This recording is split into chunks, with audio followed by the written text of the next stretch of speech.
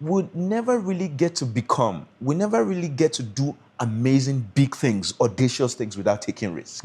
Fatherhood doesn't have to be tough. It doesn't have to be strict. It doesn't have to be harsh. Like you can be loving and being a father. Anytime you check your stress tank and you sense that your stress tank is very full, and you're very stressed, go and check your love tank. We took bus all the way from London. You know, after you just got married, you're wearing your wedding clothes. Oh my God. We I'm imagining. Welcome to The First Class Man. I'm Leopold, and this is a space where men come to rebuild themselves from the inside out. Not with cliches or fake motivation, but through real conversation with real men who failed, lived, risen, and learned. Every week, we go deeper into the questions that most men never ask and the answers that most men never get to hear. If you're a man who knows he's meant for more, then you're in the right place. So let's get into today's conversation. This is The First Class Man. Osmond, Hi. welcome to the show, man. Thank you for having me. No problem at all. I'm glad to have you here. How you doing? Very well. Good. I think I'm actually really excited for this today. Same here. Just because obviously I know your background, but I think we can dive a little bit deeper into that today. I can get to know you more. Yes. And you've got a lot to share, to our audience, man. So overall, how are you feeling, man? How are you feeling about being here? Being here, I mean, I think it's an amazing opportunity to get to share my voice out there, and I hope that, it just blesses someone, to be honest. Good. So I feel good. Good. And yeah, talk to me about life. Obviously, I know you've, recently had, your first child. Yeah.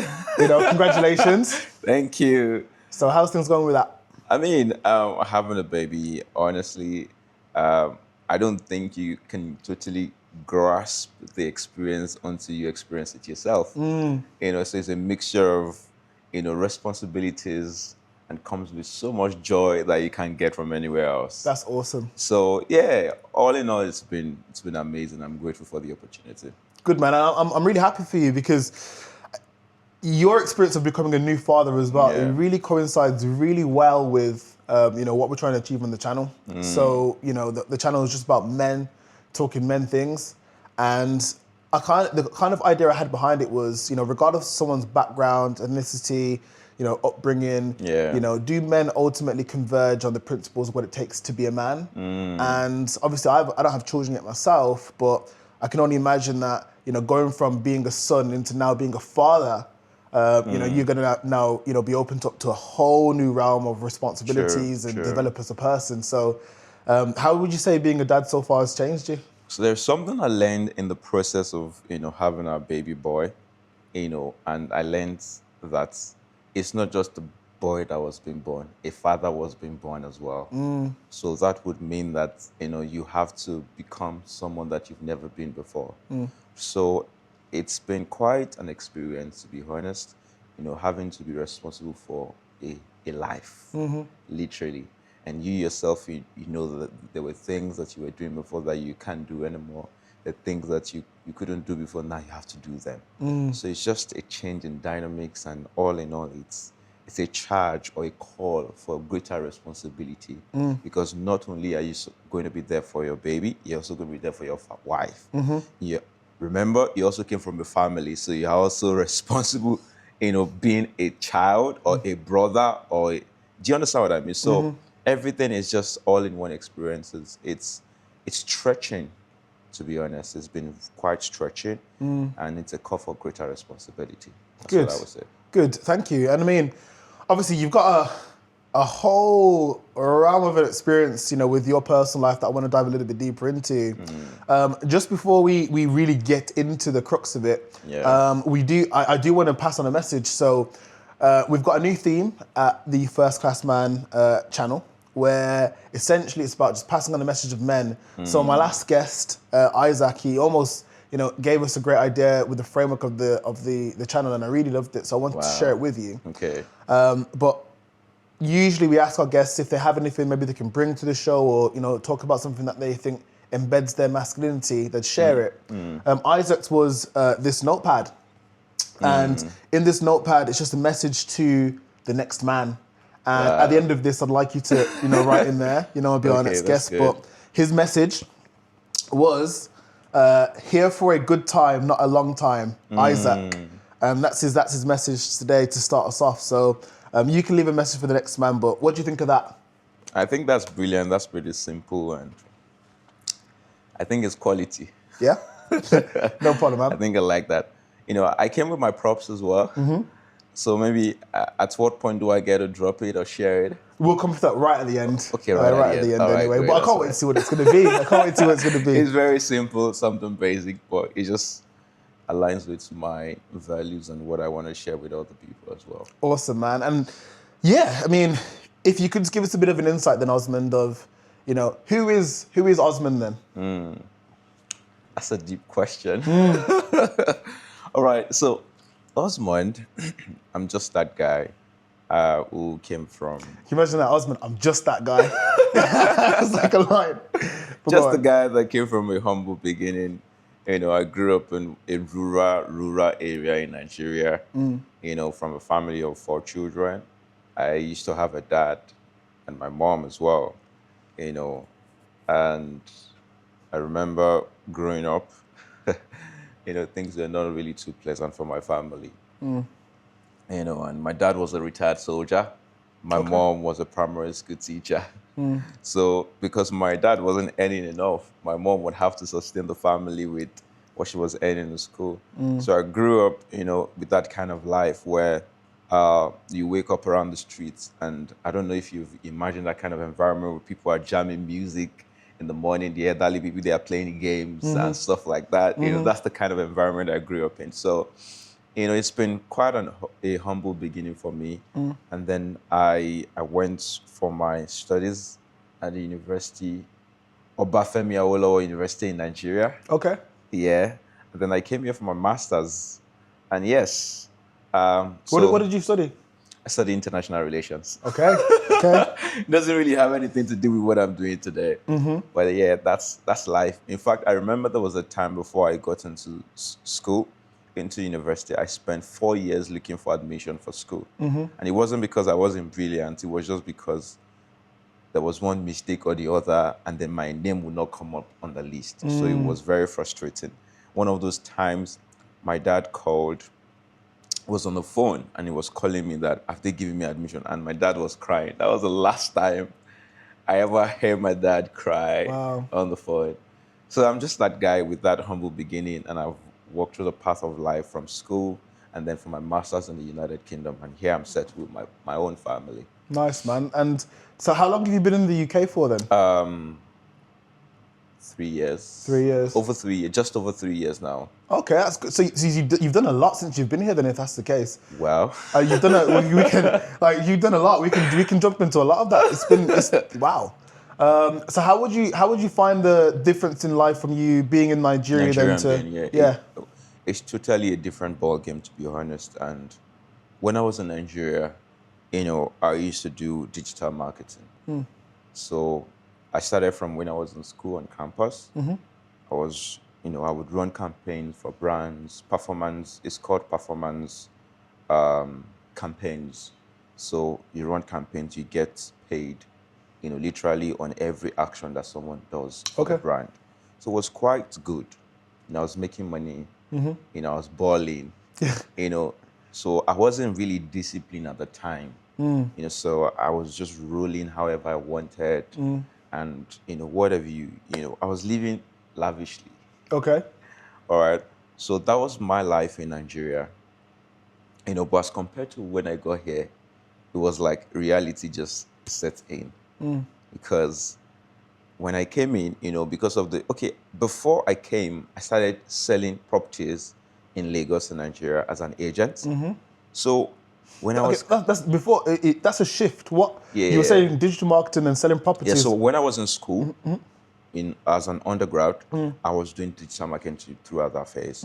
But if you remember, there was a time where COVID happened. Yes. So a lot of the campaigns we were running were shut down. Okay. So I needed to find something else doing. And real estate has always been my passion. But, because I was making money from digital marketing, so that was what I could do at the time.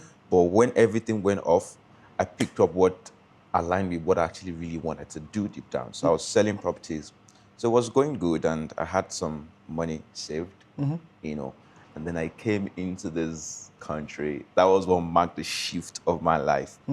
Because I was running with the same mindset that I was operating with in Nigeria, balling, doing stuff. I never used to enter public transport, for God's sake. So when I came here, it was a different ball game. I was still living that life based on the money that I came with. Yeah. So before you knew it, like everything was just going down, down. I had to pay school fees, pay my rent. I went to University of Salford in Manchester. So I have to pay my school fees, pay my rent, care for yourself, all with the funds that I came with Nigeria. I know that if you know about the currency exchange, it doesn't make sense to be spending pounds while you're making money in Naira.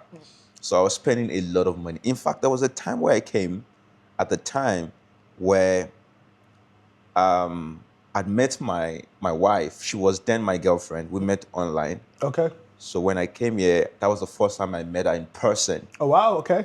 So there was a time where I went to stay around where she was staying.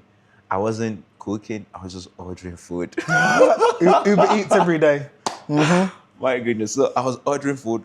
Anytime I want to go out, I'll take Uber, no stress. And I never knew that, guy, this environment is absolutely different. Yeah. It's absolutely different. So I was living that life until I reached the lowest. It was like the lowest point of my entire life. It was quite challenging. So life in Nigeria, I was just that guy who I wasn't really thinking too deep about life. I just wanted to enjoy life. Then here, it was more of like, there has to be meaning to the life that you live in. Yeah. You can't just continue doing the things that you were doing before. Now you have to actually ask important questions. And you have to be able to create a path where you know that generations to come, you want to have left something behind. So that's marked the difference between the life in Nigeria and life here in the United Kingdom. This is where my life started having meaning.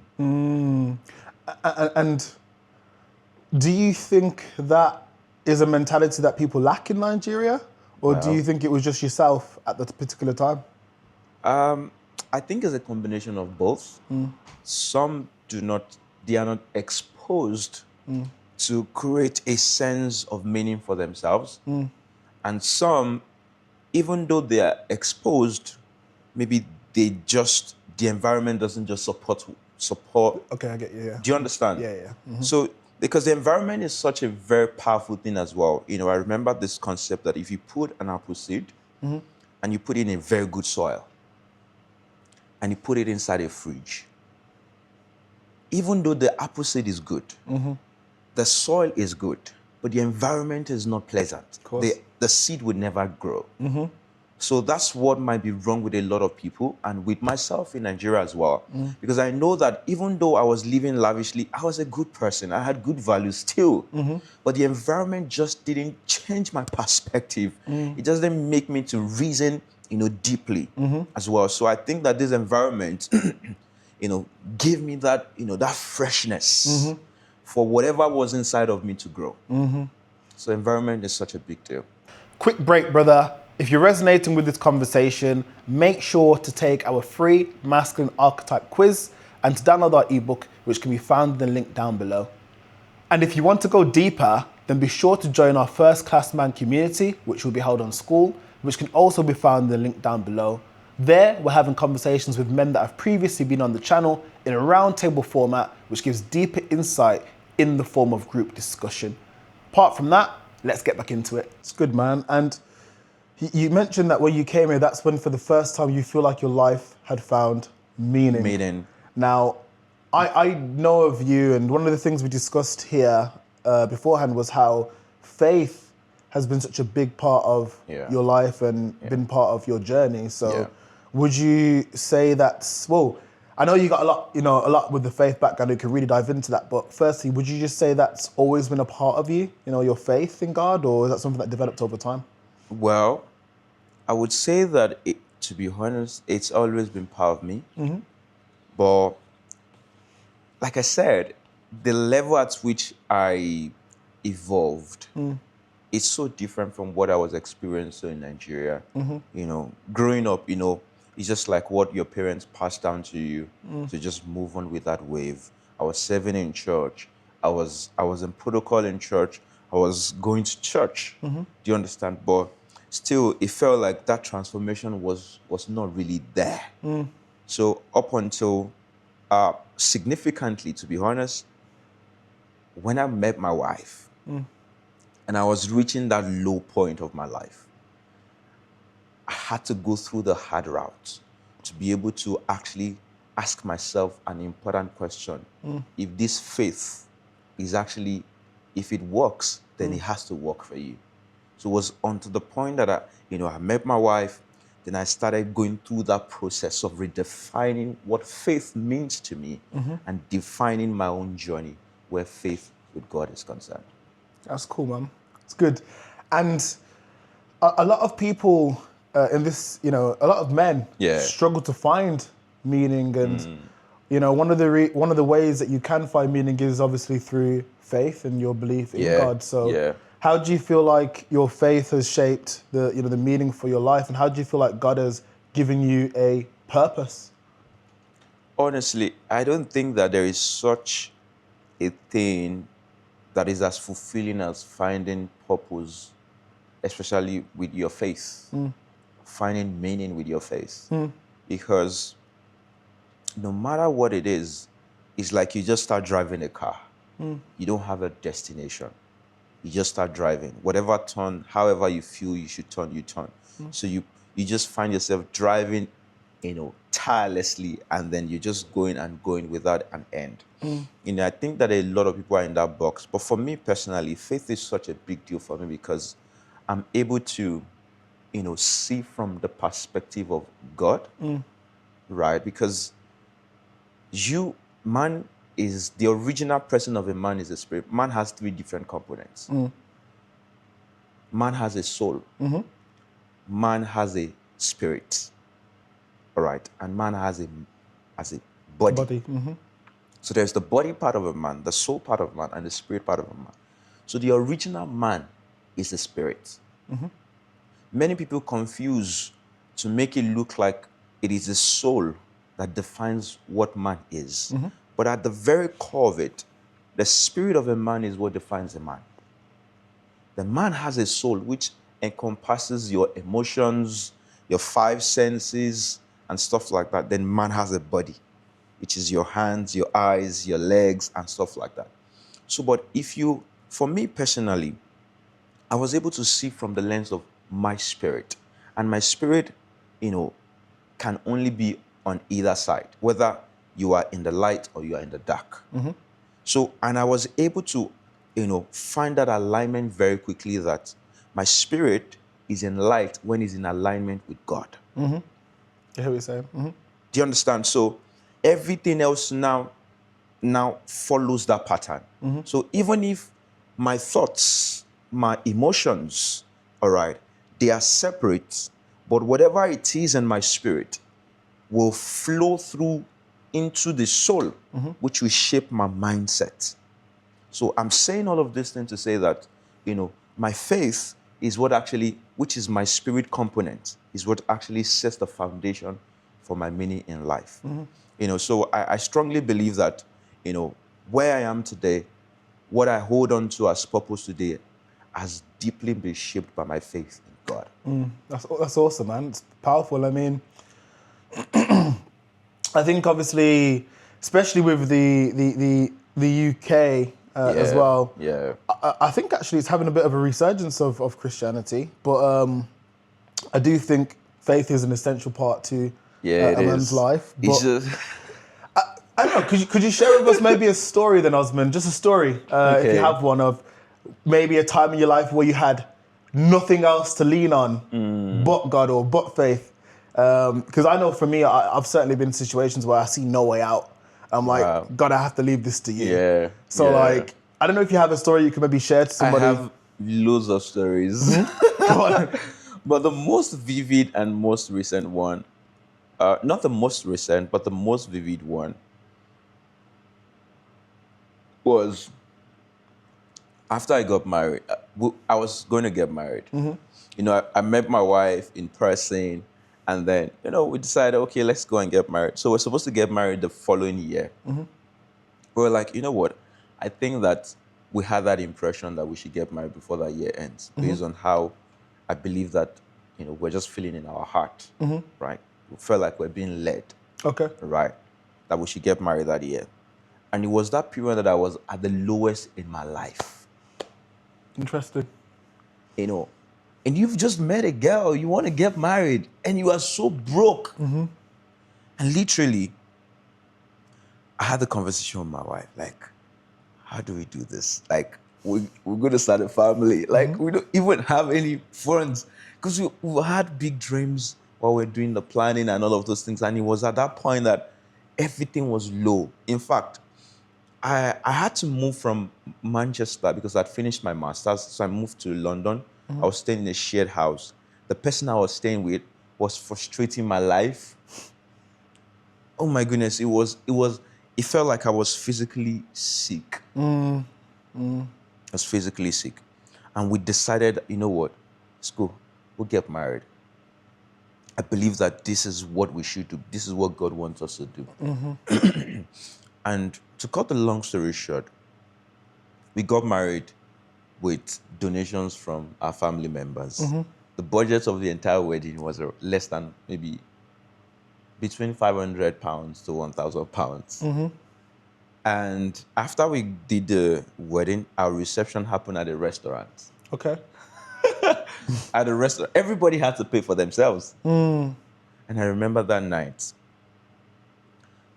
after we finished, it was the first night that we're ever going to spend together in this house, in this apartment. And we took bus all the way from London. You know, after you just got married, you're wearing your wedding clothes. Oh my God. I'm imagining. Yeah. Usually people try and fly away. And then we hopped on the bus from London to Birmingham. And then, you know, we just had a good time that night. And I remember, I think it was the next morning, or we're supposed to pay our rent. I don't know what happened. They didn't collect the rent from us when we moved in. So we're supposed to pay the rent. It was some days, we got married on 22nd of December. We're supposed to pay rent end of the month. So it was just a few days to Christmas, few days when we were going to pay the rent. Yep. And we had no money. And we moved into the house. Wow. So, and that was when I started learning how to source for deals. Okay, yeah. And all of those things. And it was that period. And I sold my very first deal. $3,000? No, I shared it. Okay. It was 1.5. Okay, fair enough. And my rent was like 1,000 and something. So I paid the rent. I'm like, oh, wow. Yeah. And yesterday I was having a conversation with my wife, like, we don't have a job. Like, we don't have a paid job. We started this entrepreneur route from that moment. Yeah. And from that moment up until now, this is about over 3 years, we've never missed rent once. So it was like we started this journey by faith. Yeah. And there was not one point in time that God ever failed us. So this was an highlight for me, that actually when God sends you on a journey, if everybody can actually understand that God is intentional about us, there is something that is called the providence of God. There's a bird called the quail bird. This quail bird flies from Central Europe all down the way to Turkey, flies through the desert, through the waters. Why do you think that this bird will keep flying and flying and flying and flying, knowing fully well that at the end of the road, there is a land waiting for me to land? Why? If bird understands that concept, it's called the providence of God. So bird understand that I just need to keep flying. God has made provision ahead of me somewhere to land. How much more us? That God cares more about us even than birds, than flowers. So if God cares about the things that are not humans, how much more us? That he gave Jesus to die for us. Amazing. So this providence part of God, honestly, it's so beautiful. I felt it so tangible. Like God actually really sent us on this journey. He has made provision ahead of us. I think what you say is powerful because for me, and what I take from that is, men, I feel like naturally, a lot of us are built to lead. But I feel like, or my question really is would you agree with the fact that it's almost easy to lead when you're being led yourself by God? Yeah. Would you agree with that? Absolutely. To be honest, I mean, I've seen many people that define leadership as, taking the lead, honestly. But have you ever been in a car where someone is driving you and the person doesn't know where they are going to? Yeah. So honestly, like the only way to lead, the only way to show light to other people is when you have received the light yourself. So you can't give what you have not received. You can't give what you don't have. So if you have it, then it must have been given to you. So that's what I would say, that for everyone who wants to lead, or any man out there who wants to actually sincerely lead, they have to surrender to the leadership of God first before you can lead other people. And then do you also feel like that applies in the human sense? Obviously, we've got God as the leader, but then you see people take up mentors or people that are going to coach them. Do you feel that is just as effective in a sense, business-wise? Business-wise, I think, yeah, having a mentor, having a leader in business is not bad, because think about it. God would never do anything. So if you pray to God now, Lord, I want to excel in my business. I want to expand in my business. How do you think God would answer your prayers? He won't drop the things that you need from heaven. He will send people to you. So if God wants to answer your prayers, He will actually send people to you. So in other words, when you align to surrender to the leadership of someone as a mentor, right, is actually also God answering your prayers, especially when you do it by faith, not just randomly picking someone, what, I feel like this is good. God can lead you to whoever that will be important for your journey. Yes, that's what I believe. Cool, man. And obviously, our channels mainly focus on like men and their idea for masculinity, but you did say something in the introduction where you mentioned obviously you were from Nigeria. Yeah. So I did just want to, briefly ask how, your thoughts on, the current situation and what your take on that is. I think it'd be wrong for me not to ask you, to be fair, as someone of deep faith out there. So is it from the economic point of view in Nigeria? The situation with the Christians in particular that's been highlighted. Oh, Christians in particular. I think that, I don't think recently we've seen any persecution on Christians as the way it is right now. It's more pronounced now. It's getting worse by the day. In fact, yesterday I read about news of bandits kidnapping people in communities once again. So, it's actually really sad to see what is happening in Nigeria to our Christian brothers and sisters. But, beautifully, everything has been contained in the scriptures. All of these things have been prophesied. And if you study history very well, you will see that the message of Christianity grows faster in the days of persecution. That's true. So that's why the Bible says, we are shaken on all sides. We are pressed on all sides, but not shaken. So we count it all joy, even though our brothers and sisters are facing persecution. We know that it's for the betterment of the gospel. And my advice would just be for us to just extend our prayers to our people back in Nigeria. Beautiful. And obviously, in a lot of your story you've talked about, you mentioned obviously the fact that if you're in the light, everything else comes, you find yourself in the light when God's at the center of it. So yeah, absolutely. I think obviously that's going to be, a lot of your framework and mindset is grounded in that thought process. Yes, please. But what's happened since you've come to England is you've taken a bunch of risks, even down to the process of you getting married and that process itself. Yeah. For someone who's maybe, out there stuck, maybe they're wanting to take that risk and maybe start that business, like you've done, or, take on a different venture, just take a form of risk, what would your advice be to them? The funny thing is, part of the core values that I actually want to share today is actually risk taking. Well, there you go. Because I genuinely believe that there is such a huge gap between those who are generating results and those who are not. And that huge gap is caused by risk. Many people are so afraid to take risk that they are being paralyzed by the fear of taking risk. And that's the gravest place to be. Because when I look at the pattern of my life, literally everything has always been risk taken. It's marked by risk taking. And getting married for us at that point in time was a risk. Starting business was a risk. Because when I started the business, I didn't go and register the business because I couldn't at the time. I had to work with a company that was licensed to do the business. I had to work under them. Right. At the time, when I bought my first property, it was a risk.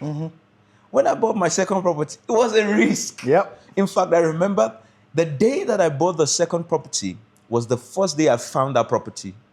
Okay. And I took a risk on it. Of course, that's not advice. I'm not giving financial advice or anybody. But I'm just saying that every decision I've had to make, even coming into this country, was a risk. So we never really get to become, we never really get to do amazing big things, audacious things without taking risk. So I just want to tell, or my advice will be to someone out there, to that guy out there where you're just wondering what's going to happen after I make this decision. Guess what? Even if you fail, you will learn your lesson. Even if it doesn't happen the way you've envisaged, you will still learn lessons. And then it's better than just sitting and folding your hands and waiting for something or a miracle to land on your lap.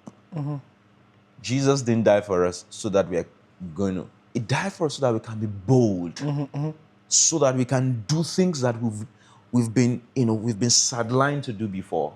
Now it's time that I think that believers, guys, that we actually really need to understand. I was studying this part of the scripture yesterday, Ephesians chapter 3. There was a part where it says, it was talking about the understanding the purpose, which is Christ crucified for us. It gives us boldness. I was reading it in the TPT version. It gives us boldness so that we can see ourselves as kings. So the real purpose of Christianity is so that we can understand that, God actually really loves us. Imagine you have, or maybe you are a child and you have a father, and you know that the father loves you. He gives you what? When you're around that father, he gives you freedom. Yeah. Freedom to move around because you know that he loves me. You want to play around. You want to do around. Do you understand? This is what now shapes our perspective as believers because you know that God really loves us. And if he loves us, then he has given us that freedom to be bold, to be free. Go and do that thing that has been holding you back. Go and take that decision. Go and try that thing. Try that business.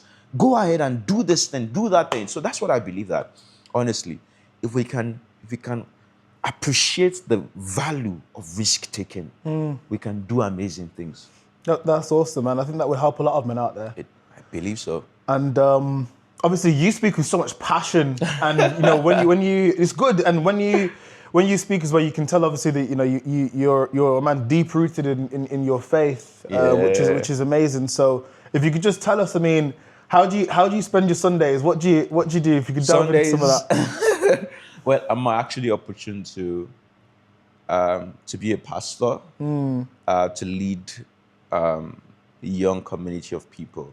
So Sundays I get to go to church with my family, and honestly, that morning where you're trying to get yourself ready, or dress the baby, get the baby sorted, and then hitting the road, going to church, meeting amazing people, actually getting to spend time with this beautiful people at the New Birmingham. So I get to teach God's word.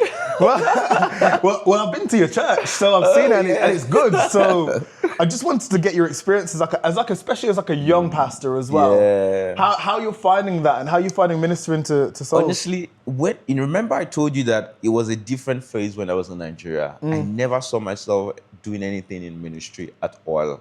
At all. In fact, up until, because we started our London church, so it was, and myself and my wife were in Birmingham.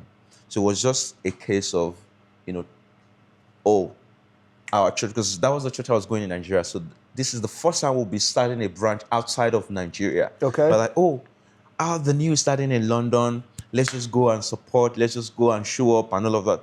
So myself and my wife would go there every single Sunday for over 1 year, just to serve. And I was doing protocol. My wife was doing videography. Okay. That was what we were doing for over 1 year. And it was from there that this passion to start what we call tribes in Birmingham started. And then that was how I found myself, you know, in all of these things. Because I never thought I was going to be a pastor. I never thought I was going to do anything in ministry. But yeah, this is where I am. I mean, it's actually, honestly, highly demanding. In fact, someone had mentioned recently that being a pastor is one of the most difficult jobs in the world, because you look at yourself, you look at your family, you look at your business, you look at everything going on in your life, and you still have to, you know, go out of your way and still care for other people, still pray for other people, still carry other people in your heart. Is a life of sacrifice. It's a life of just looking to pour out to people, looking to see people get out of where they are. So ministry for me, I didn't anticipate it, but I would say that it's a very big opportunity as well to like cause an impact in the lives of others, to shine light to others. So yeah, I would see it from that perspective. And how do you balance it all? Literally, you've just said you've got ministry, you've got your own business, you're a new father, you've got your wife, you've still got Honestly, relationship. How do you balance all of that? There is no balance. You just have to swing it.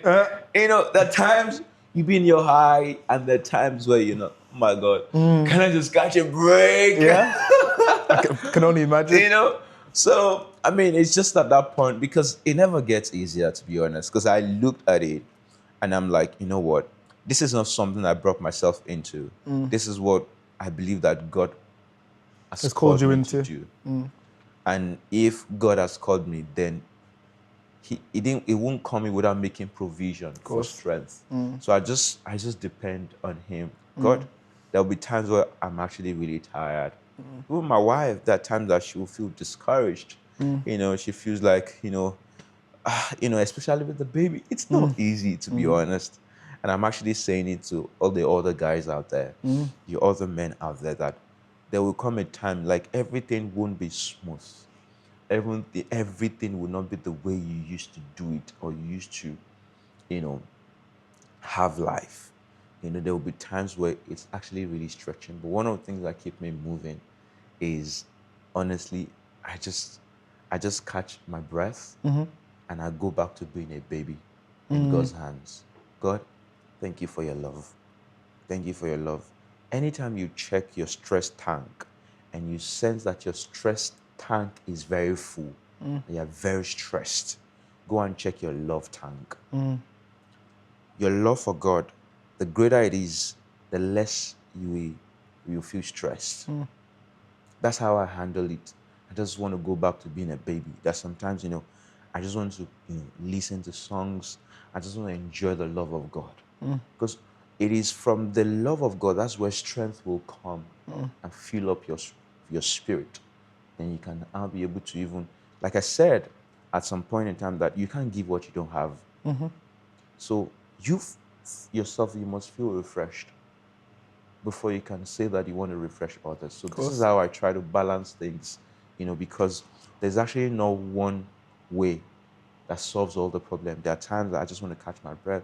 There are times you just have to swing it. There are times you have to walk, you know, I mean, last night I walked I worked late into the night. Do you understand? Which is very unusual because I like to take my nighttime off. So there'll be times you have to just make compromise. Just do it. Right? So, and just do it. Just do it. So, Cool, man. yeah. Well, obviously, you're a new father, and then you touched on it at the beginning, Yeah. but we didn't really dive too deep into that. And I want to spend a bit of time kind of covering your experiences. I'm sure you're looking forward to being a father. One day, yeah, one day. When God has His plan, God has His plan. Yeah. God, you have to get married first. Don't worry, you're going to be an amazing dad. Hopefully, God's willing. God's willing. But yeah, I think with yourself, obviously, you at one point, you still are a son. Yeah. But are there any principles that you would have maybe learned from your father that you're looking to teach your son? So, my dad. Okay, I lost my dad when I was 18. But before then, one of the things that I'm very grateful for with my dad, at the time, he wasn't a faith kind of person, sadly. But one of his values is the how do I put it? The relationship with the children. Even though, I'm sure you've heard stories about people coming from a family where their dads are like military guys, military men, and they're like, oh, my dad is so harsh, my dad is so strict, and stuff like that. But that was exactly the opposite for me and my other siblings. He literally needed to see us in our relaxed environment. My dad had a pot belly. We use it to beat drums. God. We used it to beat drums. We used to play a lot. In fact, there was a time we would do wrestling in the house. My dad versus my mom. So 2 kids will support my dad, 2 kids will support my mom. I'm always on my mom's side. For it. Oh my God. It was so fun. And then we end up putting my dad's back on the floor. We'll do that thing, tell my mom, oh yeah, come on. Oh, you pile on him. Yeah. Nice. So that honestly gave me a sense of, in fact, I believe that that's one of the things that I'm already passing to my baby boy. That community, that ambience. Like, fatherhood doesn't have to be tough. It doesn't have to be strict. It doesn't have to be harsh. Like, you can be loving and being a father. You can be caring and being a father. You can be reachable and still be a father. I don't want to be distant from my children. So I think that that's one of the things I learned from my dad, and I actually I'm passing it on to my child, and I'm looking forward to passing it to all of my children, where we can have an ambience. We'll play, like, when it is time to be serious, we get serious, because I've been whooped before. Yeah. But when it is time to play, we play as well. Yeah. So that's one of the things that I would really like to pass to my children. Nice, man. And I mean, that's good. Sounds like it's going to be a fun household. Honestly. Fun household. Fun. There were times where we'll crack ourselves up till very late at night. Like, area would just be, I'm like, wow, I really love this kind of, that's why I want to have more kids. Good. How many are you thinking? I'm thinking 4. 4? Yeah. Nice. Long way to go still, man. You got 3 more to go. 3 more to go. But you'll be fine. We can do it.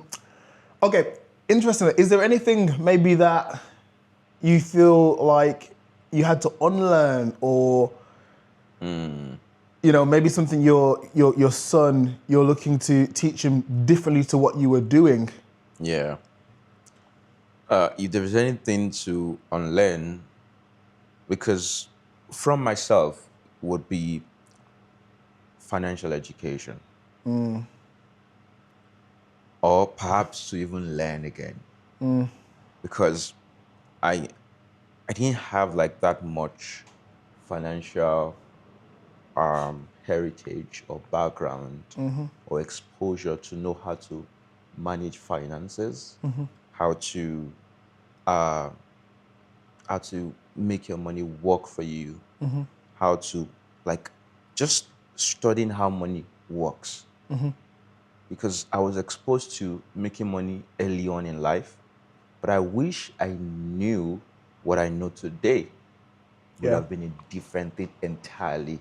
If you had it growing up, yeah. Do you understand? Like, there was a time where I had a bulk of money from the campaigns I was running, and I was looking for what to do. Someone was telling me then, invest in Bitcoin, invest in Bitcoin. And I'm like, no, Bitcoin, I'm not gonna do it. I just went to go and buy land in one village. I'm like, if I'd use that money to buy, today, what? So I didn't know better. Thankfully, I bought the land because usually me at the time, I would have lavished it. In fact, I changed my car when I was an undergrad. I changed my car like 2 times during my. Yeah. Do you understand? I was like, that thing wasn't necessary. I was in part one when I bought my first car. I didn't need that. Trying to buy something to impress people that do not even care about you. Yeah, it's pointless. It's highly pointless. So is anything that's what I'm unlearning, because I'm still unlearning and learning new things about financial education. And that is what I really like to teach my children early on in life. Yeah. It's good. To learn how money works. I wholeheartedly, I can agree, but also relate to that. I think my first experience is coming from a place of not having anything. Wow. To starting to make some money.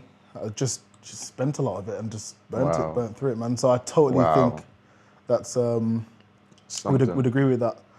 Okay, so in regards to your situation now, then, so what's the future hold for you then, Osmond? Future, honestly, the future is not in the past. It's ahead. I feel like you're gonna write in my book now. Is that gonna be a message to us? The future's not in the past. I know. Okay, I'll just keep it calm. But honestly, when I think about the future, I'm very excited. Very excited. I'm quite positive. Starting from next year, 2026, I believe that, it's going to be massive. And I do believe that it's going to be a season for people to take advantage of opportunities.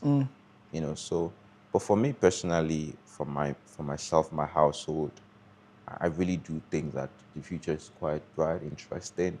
I'm actually really looking forward to it.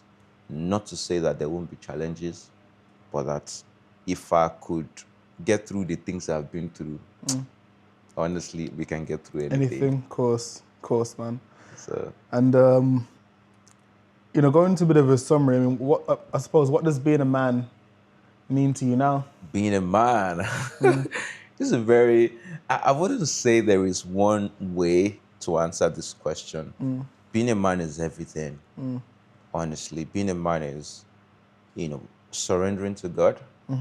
Being a man is taking responsibilities. Being a man is being disciplined. And that's one of the things I actually really want to share, if you would permit me. Of course. Because I feel like if we can learn, even the financial education I talked about, it falls under this as well, financial discipline. Do you understand? So if we can learn how to be disciplined, learn this core value of discipline, I think it can change a lot of things for us as men out there. Because a lot of people don't have control over their bodies, even when it has to do with women. Do you understand? So you have to be disciplined, when you're being exposed to like substance. All right. Being disciplined when it has to do with your faith. Being disciplined when it has to do with your relationship with other people, even your business partners, requires discipline as well. Nobody will want to invest or partner with someone that is not even serious. Of course. So discipline is actually like all-encompassing. And if I would summarize, what being a man is, apart from, surrendering to God, taking responsibilities, being disciplined. I would say that. And of course, lastly, being a light. Yeah. Well, we are the Being light. a light. So Because you can be disciplined, and the only thing or the only person you are concerned about is just you, yourself, and your family. But there is a higher level that has to do with when you now start thinking about other people. yeah. That's a higher level for it. So Nice. that man. would summarize what being a man is for me. And do you have maybe an object, a story, or just something that you think grounds you in your masculinity? Well, I came with an object. Can I bring it out now? Of course you can. Okay. So this is, it's very simple. Okay, we got a candle. Yeah. But it's just like, can you see the light? But it fits with what you just said perfectly. Yeah, so So I just felt like, you know what, I've been thinking since yesterday, what can I bring? And then I was brushing my hair in the bathroom and I opened and I found this. I'm like, okay, yeah, this this is the light. works. It came to you. Good. So I would just say this object, I'm going to leave it behind. Much appreciated, man. So this will represent like what I believe would define where I am and what I would like other people to also be or position their minds to achieve, to being a light, actually. Because what's the point of our faith, of Jesus actually coming to die for us, and qualifying us as children when we are not shining our light? So this light, as small as it is, if there is no light, if everywhere is dark, and this is the only source of light, you will now see the significance of this. So in other words, light will find more expression in dark places. Of course. Right. So and when I mean light, it's not just shining to your brothers in faith. Let's go out into the communities and shine our light. Let's go out into businesses and shine our light. Let's go out into politics and shine our light. Let's go out into marriages and shine our light. So this will represent. Much appreciated, man. Well, let's go out onto YouTube and shine our light, man. It's going up there. Let's go shine our light, yes. But yeah, that brings us to a bit of a conclusion, Osmond. I just want to say thank you so much for being a part of the show. Thank you for having me. It's been a great conversation, and I really feel there's a lot of people that can draw on what you've discussed and talked about, and I'm just really excited to edit this episode when it comes out. So amazing. We're going to be having these chats over the next couple of months, and what I'm going to be doing is we're going to be having a separate community on school, like a round table community. Oh, that's nice. Where some of the men that I've already previously brought on, we're going to bring back and just have a group conversation. Oh, that's good. So if somebody wants to deeper find out some more about your story or just about your perspective on things. Yeah, that would be nice. I mean, down. Good, thank you, man. So yeah, apart from that, thanks again, man. It's been great to chat with you. Thank you, Leo. Thank you very much. Until next time. All right. Brilliant, man. Cheers. Thanks for tuning into the First Class Man today. If this conversation is something that hit you, then don't let it fade. The real growth happens when you stay connected to men who hold themselves to a higher standard. So here's your next step. Hit subscribe, join our community, and tap into deeper conversations within our movement. Also, if you haven't already grabbed our ebook, you can do so by clicking the link below. It will help you understand who you've been and who you're becoming as a man. And until next time, stay sharp, stay grounded, and stay first class.